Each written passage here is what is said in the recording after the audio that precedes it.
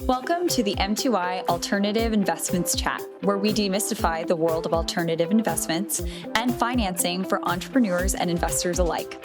With these discussions, we hope you're more empowered to unlock new opportunities in your business or portfolio. Today, we're going to be talking about commodities. So first off, what is a commodity? Let's dive into that definition. Commodities are raw materials used to create products that consumers buy, and this can be anything from food to tangible goods like furniture. So it's all of those, it can be considered all those pieces that make up a final product, or sometimes you're just buying the product alone. Commodities are considered what's called fungible, which means that they're interchangeable. Each unit is the same regardless of who produces it. However, we should mention, you might be thinking, well, there's some products that are better than others, right? Yes, a lot of these products have different grading or scales. So there's actually, believe it or not, a grading for corn. And if you have something that's a number 2 corn and it's graded that way, and it comes from one producer, and then you have a number 2 corn that comes from another producer, those are considered the same thing because they're the same grade and they're the same product. It doesn't matter which farmer grew them. It's right. They're both number 2, so they fall under number 2 category. Yeah, exactly. And there are different types of commodities. The first one that we're gonna cover are hard commodities. Okay.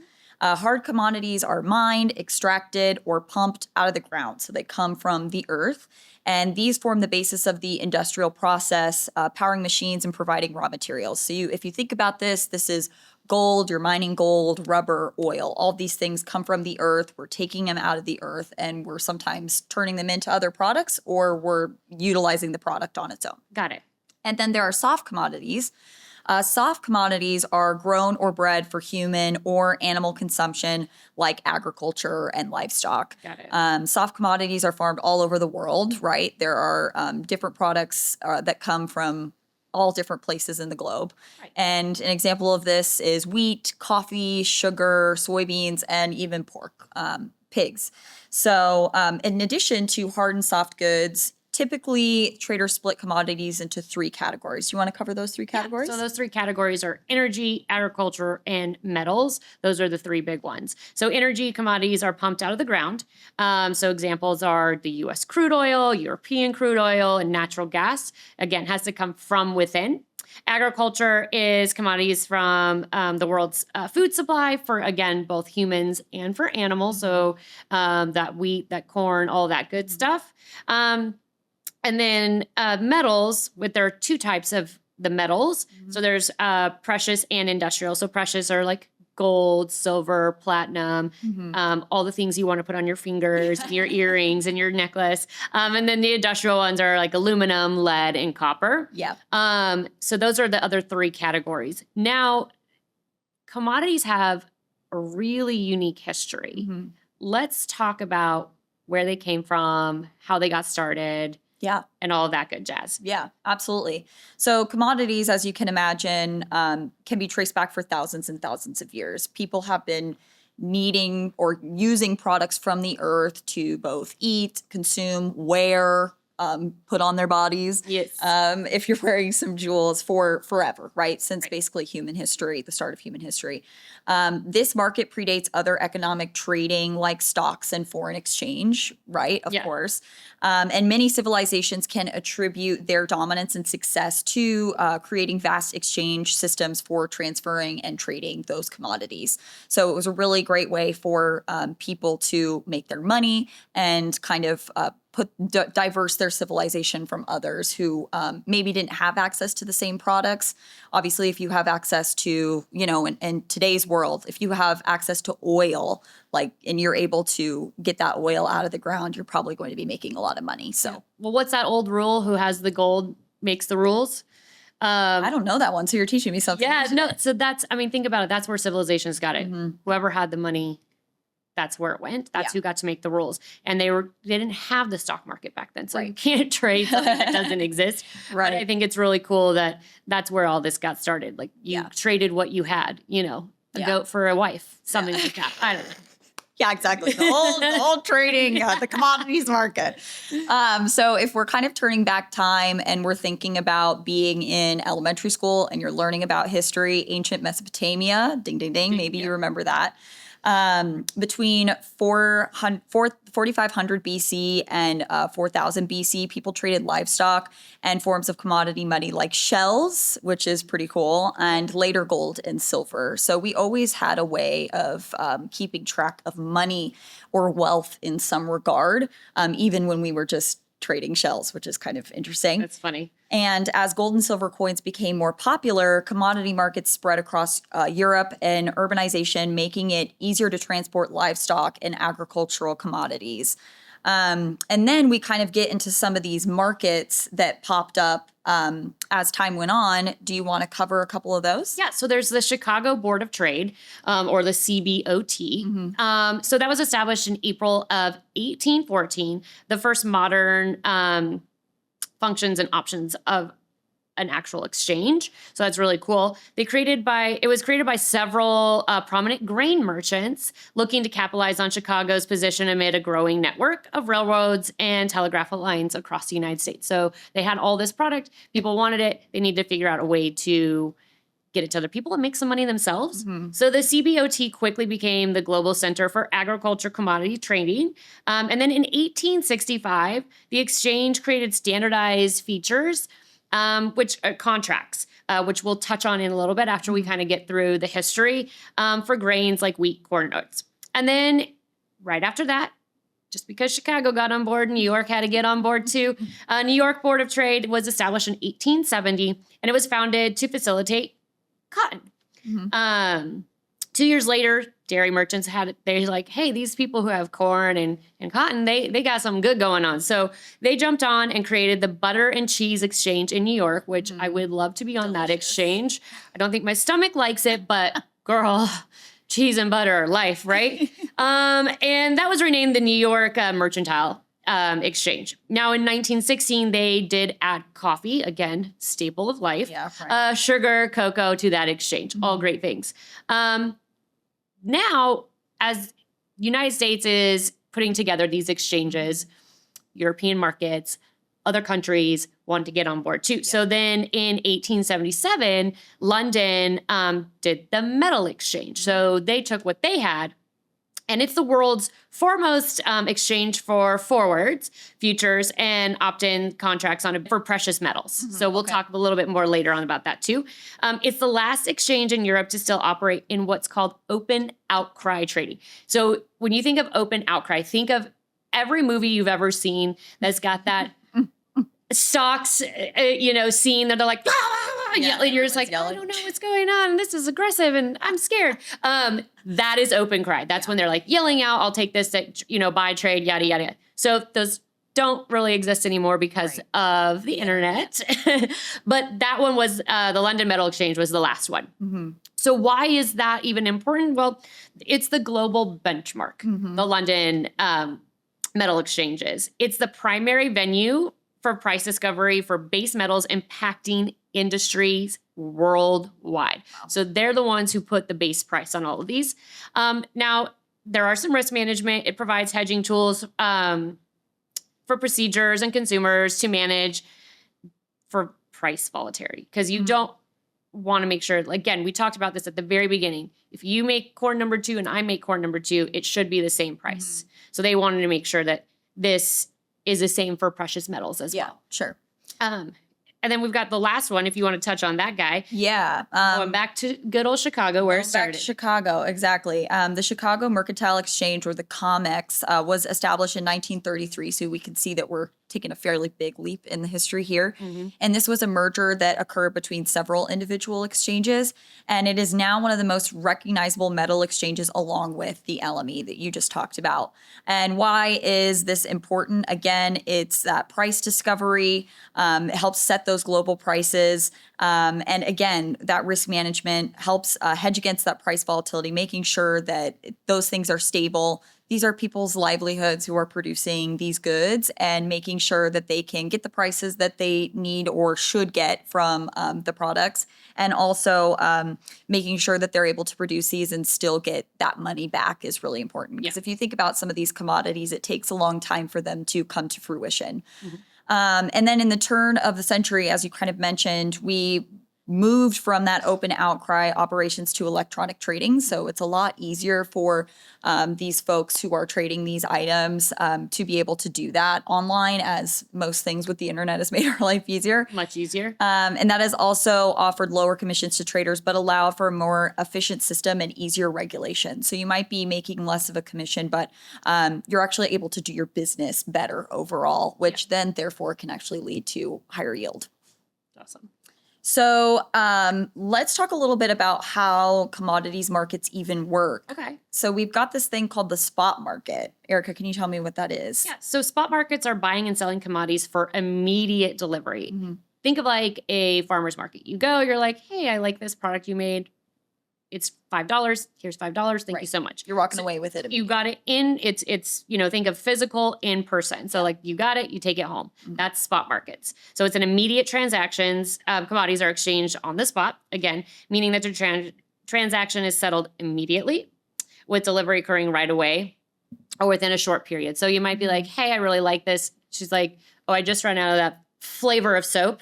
And so flavor there's coffee flavored soaps. Don't eat them, but you smell good. So it's like, hey, I want this coffee flavored soap. She's like, okay, hey, I'm out, but let me make it for you. I'll get it to you in like 3 days. You're like, perfect. Pay her, off you go. So it doesn't necessarily mean right there, but it's within the next few days or so. And then prices on spot markets reflect current supply and demand. Again, spot pricing. You are, again, at this farmer's market, you see the coffee soap at this lady's, it's for $5, and you see it at the next one for $6. Well, that lady's not going to sell her soap for $6 if the one next to it is $5. So supply and demand. Yeah. She sees all this lady's soaps are gone, she might lower hers to $5 too. Sure. And then there's physical delivery. So unlike future markets, spot markets transactions often involve a physical delivery of the commodity through some transactions. And they can be most likely cash settled. Again, you're going to pay for it right then and there. Delivery of goods are pretty close after that. Yeah. And then there's these things called future markets in the future. Not back to the future, in the future. So let's go over some of those. Yeah, absolutely. So futures markets, this is something that I think a lot of folks, it's not like a vocabulary term that kind of exists on the tip of your tongue. So these are contracts to buy or sell a commodity at a predetermined price at a specific time in the future. Right. So how does this work? Initially, there is a contract initiation between two people. A trader enters a futures contract agreeing to buy, which is called the long position, or sell, short position, the commodity at a specific price. There are two different players here. There are hedgers. Those are producers or consumers of commodities who use futures to manage price risk. Okay. And also speculators. These are traders who seek profit from price movements without intending to take physical delivery of that commodity. Basically, they're locking in their price. You've got, back to our example, that corn number 2. They're like, the market says it's $5 a pound. Cool. I'm going to go ahead and buy 500 pounds at $5 a pound. I'm just going to get it over, in a few years. When it's ready, you give it to me. Exactly. Yeah. And who knows, by then it might be up to $7, $8, $9, $10 a pound. Right. And so you've already locked in that price. Or opposite, right? So again, there's always risk with these markets. That's one of them. You can win big, you can not so much. So we can kind of touch a little bit more on that later. Cool. There's also margin requirements. Traders must deposit an initial margin, and that is a percentage of the contract value with their broker, which serves as collateral. Maintenance margins are required to ensure that the account remains funded. So if you are purchasing something that will be ready in the future from somebody, you're putting down a percentage of that amount that will be fulfilled later on, and you'll pay the full amount later on. And that makes sense to us. That's, I think, a lot of companies do it. You've got to give a little bit to get some. Yeah, a deposit. A deposit of some sort, exactly. Just basically saying that this transaction is going to happen. They don't want to grow all this, and then later on, the Right. person's like, actually, the price went up now, and now I don't want any. Right, right. Yeah. And, we do deposits all the time, right? If you get into an apartment, if you are booking some sort of vendor, you're likely putting down a deposit to save their work for a future date. So that's a way to think about it for sure. Awesome. There's a daily settlement. So futures accounts are settled daily. Gains and losses are credited or debited from the trader's margin account based on market price fluctuations. So you're locking your price in, you're locking your, goods in, but that might go up and down depending on how the market is performing or how that commodity, the supply and demand of that commodity. Right. That makes sense. And then there's expiration and discovery. Futures contracts have expiration dates. Traders can either close their positions before the expiration date or fulfill the contract by taking the delivery of the commodity. And most speculators, those folks that I mentioned earlier, they actually close their positions.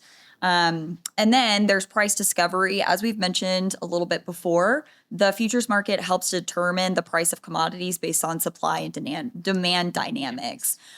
So another way that, you might know of this in your own personal life, if rent is super, super high, it might be because you have a bunch of people who are demanding, I need to get into a house or an apartment, and a bunch of people are putting down deposits. Well, the supply of those apartments are running low because a bunch of people are trying to move in. So those prices might go up. So that's kind of a way to bring it into your personal life if you're trying to envision that. And then there are definitely some benefits of investing in commodities if you're an investor. Do you want to touch on a few of those? Yeah. So there's always the word that I think we say the most, diversification. So commodities can diversify your portfolio, reducing overall risk, as they often they move a little bit more independently than stocks and bonds.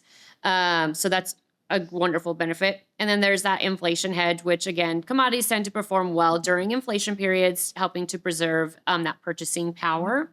There's that global demand. Many commodities are driven by global economic growth, providing exposure to emerging markets. Again, let's go back to the apartment thing. They've run out of apartments. Now what? Well, they've got to mine and create steel and all the other things to build more. So that demand means we're going to build more apartment complexes, which are greater, and then you're going to have more tenants and all that good stuff. So, and I actually just thought of another one too that's kind of funny, but avocados are a commodity.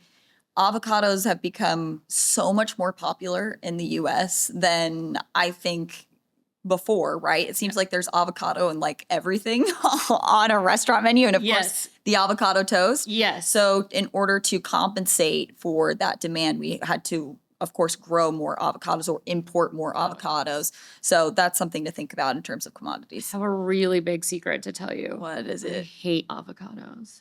You're canceled. I can't say that. Despise You're avocados. going to need to bleep that out. I know. That one's going to have to come out. I don't know. We just lost like 75% of our viewer base. I'm like, I hate avocado. It's a texture thing. So everybody, if you're going to the store and there's a big avocado price, I did not help that, okay? In fact, I'm the one avoiding avocados at all costs. They gross me out. Sorry, Mexico or California, wherever you're getting your avocados from. I don't want them. More for me. Yeah, there you go. I'll make you toast, avocado toast. You can just make me regular toast, okay? Yeah, yuck. Sorry, everybody. But back to some of the benefits there of the commodities. So there are that physical assets. So commodities represent tangible things. Again, when you're dealing with the stock market, you're looking at these few letters and you're like, okay, cool. I don't know what that means. But a commodity is a tangible thing you can hold in your hand. Right. So that can be really appealing during market volatility because you're like, this is mine. I have it. Nobody can take this from me and I can sell it when it's appropriate. Right. In fact, that's kind of how I thought of investments all my life is tangible things. Like you go to a museum that's a artwork, weird sculptures, things of that nature, that is like a tangible thing that's only going up in price. Yeah. And then there's potential for high returns. So commodities can experience significant price fluctuations offering opportunities for substantial gains. There's access to different markets. So again, we talked about those energy, metals, agriculture. So you can kind of pick and choose from all of those to enhance your portfolio breadth. And then there's that tax benefit. So depending on your location and investment vehicle, commodities might offer tax advantages compared to different asset classes. Yeah. So those are great. Yeah. Now, again, we talk about this with every single investment that we discuss. That pesky R word, risk. Risk. I need my risk button. I know. We got to get one. Yeah, we do. So talk about the risks with me here and going over some of those. Yeah. So there's price volatility on both sides, right? Price volatility, that's the negative connotation of your price fluctuations. So commodity prices can be highly volatile, influenced by factors like supply and demand, weather events, and geopolitical tensions. On the positive side of this, something that I thought about while you were chatting is if you think about art from an artist, usually, sadly, after that artist passes, the artwork goes up in price significantly because obviously that artist is not going to be creating their art anymore. Yeah. Plus, who really liked a Picasso when he was actually making them? They're fabulous now, but like, who was like, I saw this triangle and this nose like that's over by your ear and thought that's awesome. Right. Well, once he passed away, man, you can't get enough of those. Yeah, somehow that's just how a lot of these art things work. But conversely, too, right? If you have invested in a lot of these art pieces and then there's a weather disaster, that can and then your assets are gone. Like that can really affect it, or other things that happen. So that's something to think about. Of course, there's market risk, which is true of any investment we talk about. Prices fluctuate based on market sentiment. If people are like, all of a sudden, we hate Picasso. Or avocados. Yeah, whatever.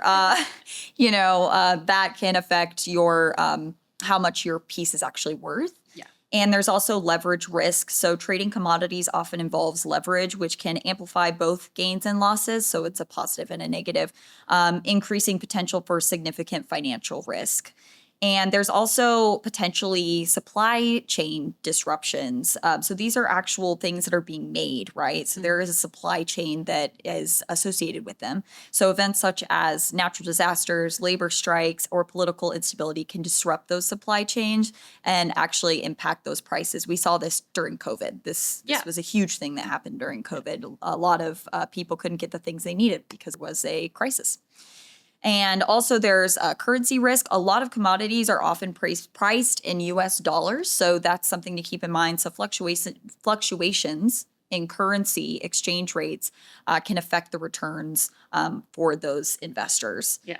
And there's also storage costs. So there's physical goods, right? Yeah. It's not just a number on the screen. It's a thing that actually needs to be somewhere. Where are we going to store that 500 pounds of corn that we got for $5 a pound? Right. Where are we supposed to put that? Right. And you have to pay money for In that. your storage closet? I don't think so. Like, you got to think about where to store it. Yeah. It costs money to store those things.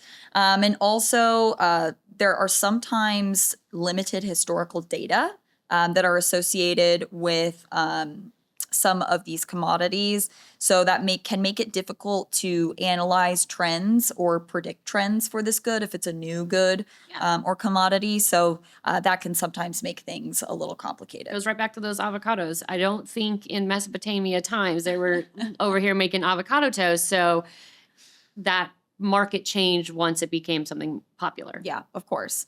And then Erica, I'm hoping you can tell us how are some of the ways that you can actually invest in commodities? Yeah. So there's physical commodities. So you're directly purchasing those physical goods and storing them, An art piece, bottle of wine. You can get those gold bars. Like I still want to find a friend who has- Birkin.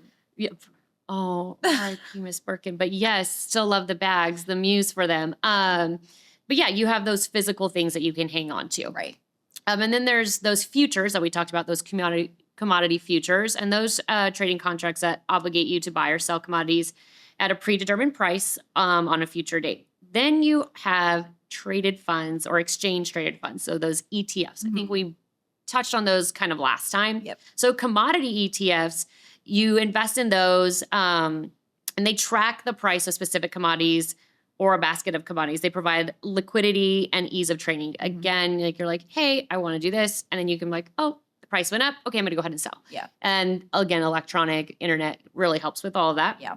Then you have mutual funds. So commodity mutual funds, you invest in a mutual fund that focuses on commodities or commodity related companies and provides professional management. So again, you don't do the hard work, but you put your money in and they put it towards something and then you reap those rewards. Right. And then again, because everything kind of goes to stocks, there are those commodity stocks. So mining or agricultural stocks, investing in companies involved in commodity production, such as mining, agricultural firms, things of that nature. Right.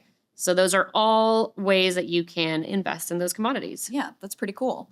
Well, we're getting close to wrapping up the end of our episode here.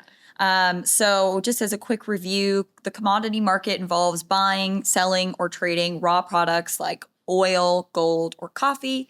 Investors can gain exposure to commodities by buying them on the market, investing in companies that produce them, or putting money into futures contracts whose values is derived from their price changes. There is a lot to learn about commodities, and they're a great way to potentially diversify your portfolio. So they're great to look into and to speak with your financial advisor about as a potential investing opportunity. Again, always do your research, but again, you never know. Just buy coffee and gold.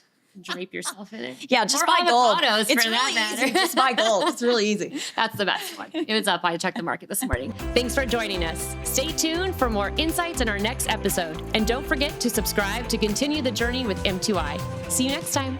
The content provided in this podcast is for informational purposes only and should not be construed as professional, financial, or investment advice. This podcast should not be construed as an offer to sell or a solicitation of any offer to buy any securities. We strongly recommend that you seek advice from a qualified professional before making any financial decisions.